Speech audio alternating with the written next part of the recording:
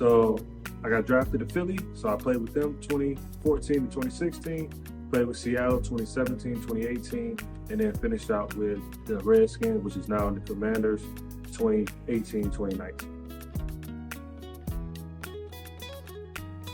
I'm in the mental health field, mental health advocate, life coach. How I got into that field, I had some troubles running with suicide in 2018. I was drafted in the first round, 2014 NFL draft, and through football, through a lot of trials, tribulations, things of that nature, from 8 all the way until I was about 26, 27.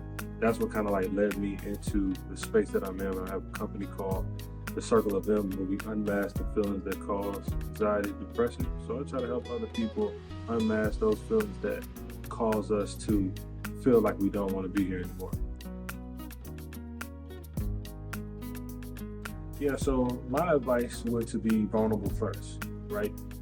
Because when you are vulnerable and you are able to open up, that creates awareness, right? So when you have awareness about where you are, what you're doing, then you can now find some emotional intelligence to know exactly what you're going through. So a lot of the things that maybe some of the athletes deal with on a daily basis, they don't have the emotional intelligence to discuss with a provider, to discuss with a counselor or one of their friends. So my message would be to be vulnerable, because vulnerability is really your true strength and not your weakness.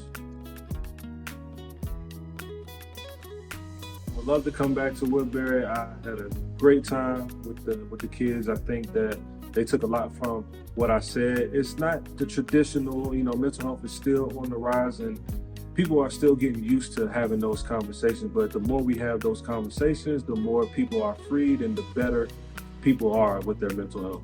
Do you understand who you are? And if you don't know who you are, you have to tap into who you are as an individual. And I learned that from therapy. I learned who the real Martin Smith was through therapy. If I didn't have this up here, would you be able to articulate your mood? Right.